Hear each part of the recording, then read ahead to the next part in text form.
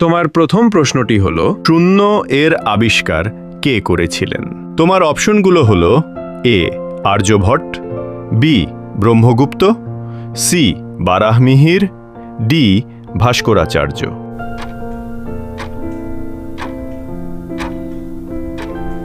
আর সঠিক উত্তর হলো অপশন বি ব্রহ্মগুপ্ত। একদম ঠিক। ব্রহ্মগুপ্ত ছিলেন সপ্তম শতাব্দীর ভারতীয় গণিতজ্ঞ ও জ্যোতির্বিজ্ঞানী, যিনি প্রথমবারের মতো শূন্য বা শূন্যের গাণিতিক ধারণা দেন। তার বিখ্যাত গ্রন্থ ব্রহ্মস্ফুট সিদ্ধান্তে তিনি শূন্যের ব্যবহার ও যোগ বিয়োগের নিয়ম ব্যাখ্যা করেছিলেন। এই আবিষ্কারই আজকের আধুনিক গণিতের ভিত্তি। তোমার পরের প্রশ্নটি হলো প্রথম ভারতীয় নারী যিনি অলিম্পিকে পদক জিতেছিলেন তিনি কে? তোমার অপশনগুলো হলো এ মেরি কম, বি পিটি উষা, সি কর্ণম মল্লেশ্বরী, ডি সাইনা নেহওয়াল।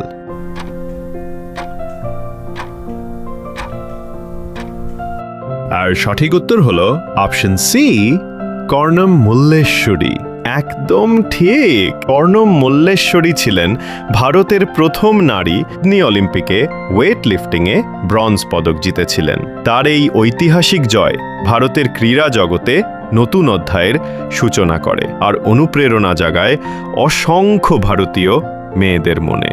তোমার পরের প্রশ্নটি হলো বুকার পুরস্কার কোন ক্ষেত্রের জন্য দেওয়া হয়? তোমার অপশনগুলো হলো এ সাংবাদিকতা, বি ক্রীড়া, সি সাহিত্য, ডি বিজ্ঞান।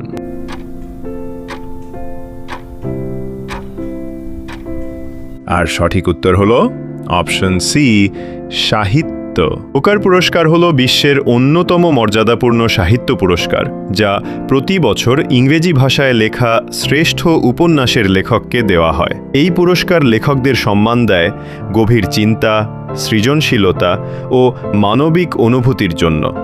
তাই একে বলা হয় লেখকদের অস্কার।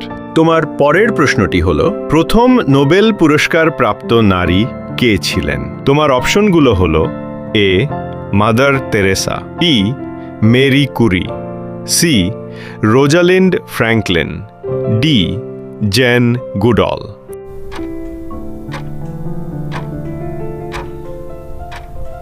আর সঠিক উত্তর হলো option B Marie Curie. Marie Curie ইতিহাস সৃষ্টি করেছিলেন। তিনি শুধু প্রথম নারী নোবেল জয়ী নন, বরং একমাত্র ব্যক্তি যিনি দুইটি ভিন্ন বিষয় পদার্থবিজ্ঞান ও রসায়নে নোবেল পুরস্কার পেয়েছিলেন। তোমার পরের প্রশ্নটি হলো ভারতের প্রথম কৃত্রিম উপগ্রহের নাম কি? তোমার অপশনগুলো হলো A Aryabhata, B Bhubaneswar, C Vikram, D Chandrayaan.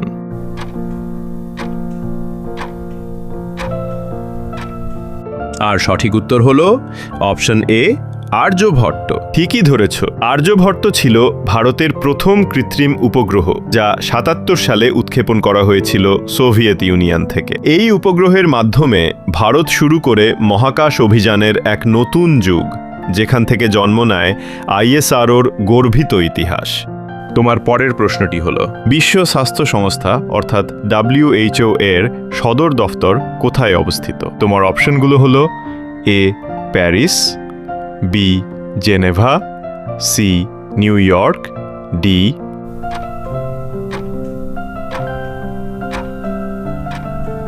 আর সঠিক উত্তর হলো জেনেভা। ঠিকই বলেছ।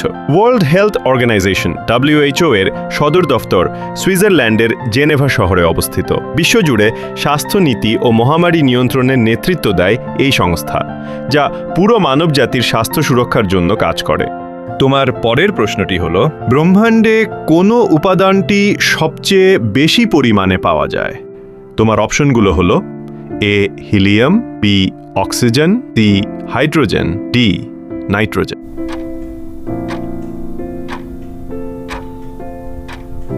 আর সঠিক উত্তর হলো অপশন সি হাইড্রোজেন। হ্যাঁ, ঠিকই ধরেছ। পুরো ব্রহ্মাণ্ডের প্রায় ৭৫% তৈরি হাইড্রোজেন দিয়ে। এই উপাদানই নক্ষত্র আর গ্যালাক্সির প্রধান গঠন উপাদান। অর্থাৎ আমরা যেদিকে তাকাই সেখানে হাইড্রোজেনই সর্বাধিক। আর পরের প্রশ্নটি হলো ভীমবেটকা গুহা কোন রাজ্যে অবস্থিত? আমার অপশনগুলো হলো A Uttar Pradesh, B Madhya Pradesh, C Maharashtra, D Rajasthan.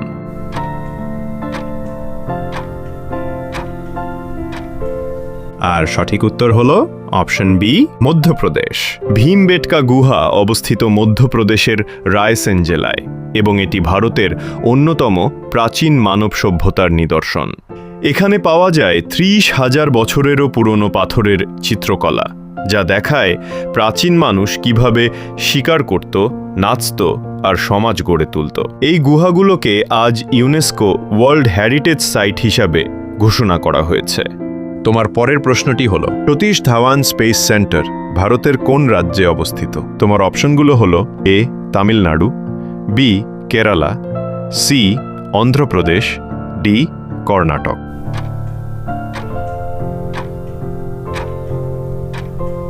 আর সঠিক উত্তর হলো অপশন সি অন্ধ্রপ্রদেশ। ঠিকই শুনেছ।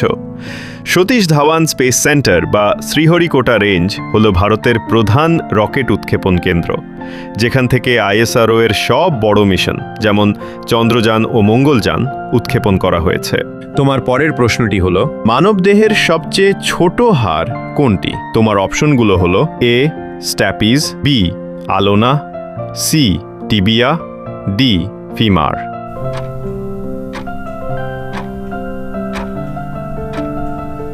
আর সঠিক উত্তর হলো অপশন স্ট্যাপিজ। স্ট্যাপিজ হাড়টি আমাদের কানে থাকে। এটাই মানবদেহের সবচেয়ে ছোট হাড়, যা আমাদের শ্রবণ প্রক্রিয়ায় গুরুত্বপূর্ণ ভূমিকা রাখে। তোমার পরের প্রশ্নটি হলো, কোন দেশ কফি এর সবচেয়ে বড় উৎপাদক? তোমার অপশনগুলো হলো A Vietnam, B Colombia, C Brazil, D Ethiopia.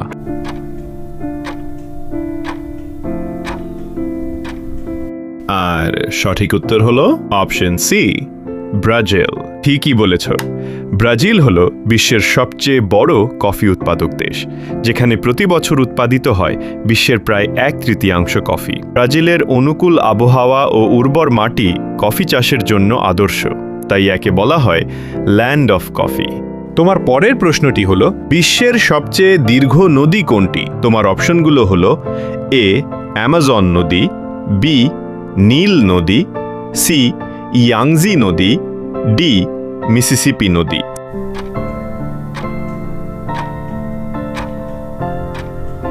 আর সঠিক উত্তর হলো অপশন বি নীল নদ।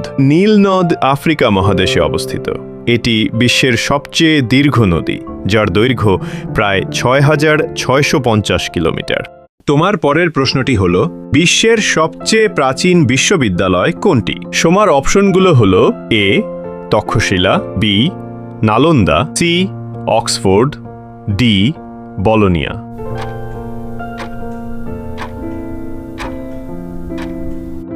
আর সঠিক উত্তর হল অপশন এ তক্ষশিলা। একদম ঠিক। তক্ষশিলা বিশ্ববিদ্যালয় ছিল বিশ্বের প্রথম ও প্রাচীনতম বিশ্ববিদ্যালয়, যা প্রতিষ্ঠিত হয়েছিল প্রায় খ্রিস্টপূর্ব 7ম শতকে বর্তমান পাকিস্তানের অঞ্চলে। এখানে চিকিৎসা, রাজনীতি, দর্শন, গণিত ও সামরিক বিদ্যার পাঠদান হতো, আর শিক্ষক হিসেবে ছিলেন বিশ্ববিখ্যাত চাণক্য ও আত্রেয়। তক্ষশিলা প্রমাণ করে ভারতই ছিল জ্ঞান ও শিক্ষার প্রাচীন কেন্দ্র। তোমার পরের প্রশ্নটি হলো, ভারতের প্রথম মহিলা মুখ্যমন্ত্রী কে ছিলেন? তোমার অপশনগুলো হলো A Indira Gandhi, B Sucheta Kripalani, C Sarojini Naidu, D Vijayalakshmi পণ্ডিত।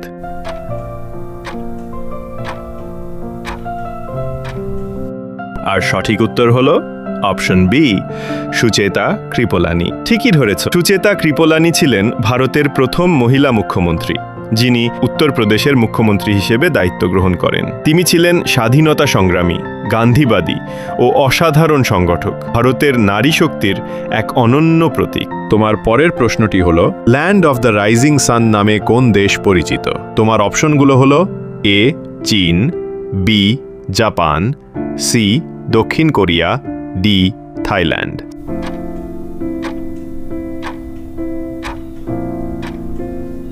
উত্তর হলো অপশন বি জাপান। ঠিকই বলেছ। জাপানকে বলা হয় land of the rising sun, কারণ এটি এশিয়ার পূর্ব প্রান্তে অবস্থিত যেখানে সূর্য পৃথিবীতে প্রথম আলো দেয়। জাপানের নামই এসেছে নিপ্পন বা নিহন শব্দ থেকে, যার অর্থই হল সূর্যোদয়ের দেশ। তোমার পরের প্রশ্নটি হলো, শাহজাহান কার স্মৃতিতে তাজমহল নির্মাণ করেছিলেন? তোমার অপশনগুলো হলো A Mumtaz Mahal, B Nur Jahan, C Jahanara Begum, D Roshanara Begum.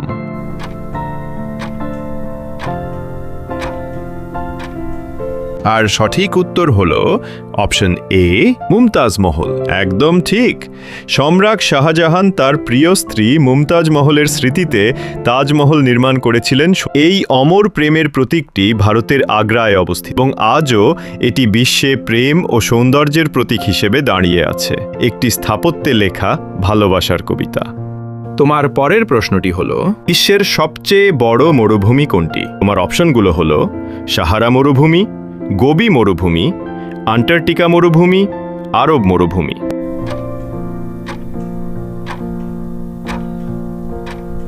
আর সঠিক উত্তর হলো অপশন ডি অ্যান্টার্কটিক মরুভূমি।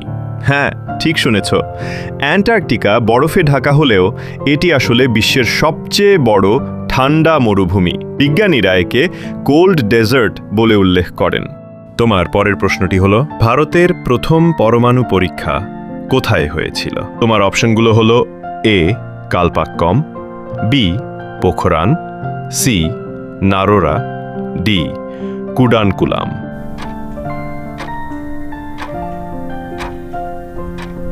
আর সঠিক উত্তর হলো অপশন বি পোখরান। ঠিকই ধরেছ। ভারতের প্রথম পরমাণু পরীক্ষা হয়েছিল 1714 সালে রাজস্থানের পোখরানে। এই গোপন অভিযানটির কোডনেম ছিল স্মাইলিং বুদ্ধা, যা ভারতের ইতিহাসে এক বিশাল বৈজ্ঞানিক সাফল্য হিসেবে চিহ্নিত। এই পরীক্ষার মাধ্যমে ভারত প্রবেশ করে পরমাণু শক্তিধর দেশগুলোর তালিকায়। তোমার পরের প্রশ্নটি হলো, ভারতের সংবিধান কে টাইপ করেছিলেন? তোমার অপশনগুলো হলো A B N Rao, B Prem Behari Narain Raizada, C doctor B R Ambedkar, E Rajendra Prasad.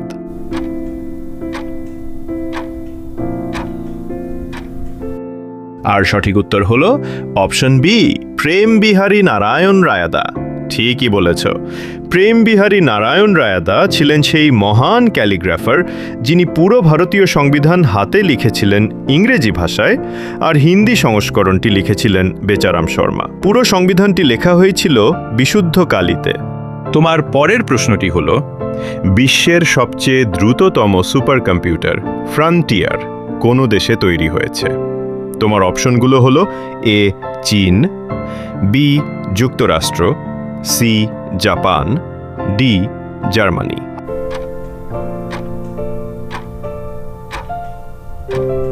আর সঠিক উত্তর হলো অপশন বি যুক্তরাষ্ট্র। একদম ঠিক বলেছ। ফ্রন্টিয়ার হলো বিশ্বের সবচেয়ে দ্রুত গতির সুপার কম্পিউটার, যা তৈরি হয়েছে যুক্তরাষ্ট্রের ওক রেজ ন্যাশনাল ল্যাবরেটরিতে।